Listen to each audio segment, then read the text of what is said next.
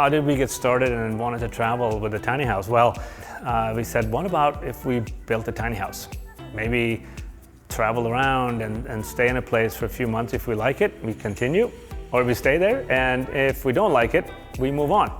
That way we can explore it. So that's how it started. We got the idea.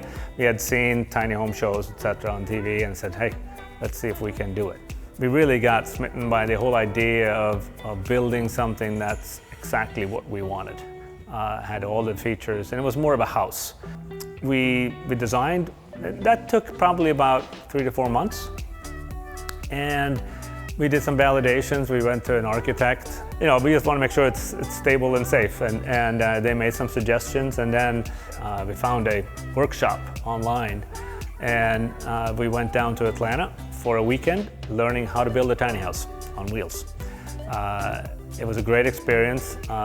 We learned what to do and not to do. And when you have a house, when you build a house, that's one thing. When you build a house that's going to go down the road at 80 miles an hour, you have different requirements. So it's like we're building a house for the hurricanes. After doing that, we said we can do it. We ordered a trailer. We went to a manufacturer of steel framing that specifically, his name is Volstruct, and it's in Texas, and they specializes in tiny homes. We jumped on the build, and we put the framing up pretty quickly. Actually, it's almost like it comes in pieces, and it was not too bad. Surprisingly enough, our original design is very close to where we ended up. We're downscaling. We sold our house. We're downscaling from over 5,000 square feet down to under 300 square feet. But we wanted to have a house that we can still entertain in. The kitchen is the heart of the home, so we designed it around that. We have a full Sub-Zero Wolf kitchen. We have a regular 4-burner propane gas stove. We have a steam oven. We have microwave, dishwasher, all the amenities, and a large window wall, which really opens up. The kitchen is almost 16 by 16 feet large when we put the deck out, and we have a sort of a peninsula with a bar top on it, and it's actually quite comfortable with people over and entertaining and enjoying it. So, and then we went from there. We have a full shower, tiled washer and dryer. So we went to compost toilet. We have all solar. Though that gives us plenty of power to stay off-grid for as long as there's sun, we're good. It's got a rooftop deck. It's got sleeping we got 2 queen-size beds in there. We got a lounge area. We got TVs and stereos, and we got all the amenities that we want, and it's super comfortable. So when we designed this home, we researched. Not a lot of people actually do tiny homes. They're on wheels, but not too many of them build them to tow them around the country.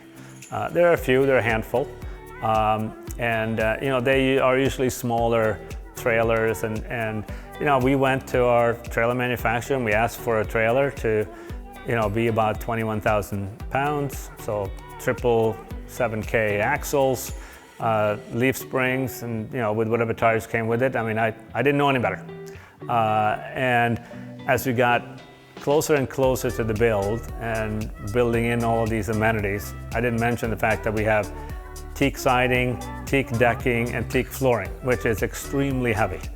As we get closer and closer to the end of the build, it was clear that weight was going to be a concern, and I was really worried. But then I started to look, I probably need a really good suspension, a lot of electronics in there.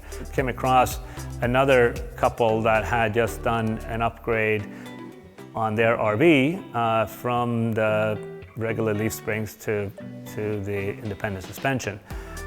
Saw a video, saw a before and after, and it was like, huh? Why didn't I know about this? And why? It was like, that's it, I'm done.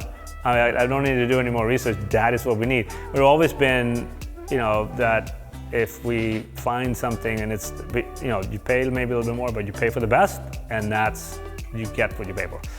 So it was really no question at that point that that's what we wanted. And so we certainly have high hopes, and what was so impressive was it didn't fit the mold. It was not a, okay, this is another RV, just put on, this is what we designed for and we're done. They realized that it wasn't going to fit perfectly, so they, I was very fortunate, head engineer, and my understanding is actually the inventor of it, actually took a look and blessed the project and the approach that the team took. I mean, I can see it and then like, hey, there's a challenge, let's figure out how to fix it. And they just took it all on, and the whole team just did a fabulous job. It came out beyond my expectations, quite honestly.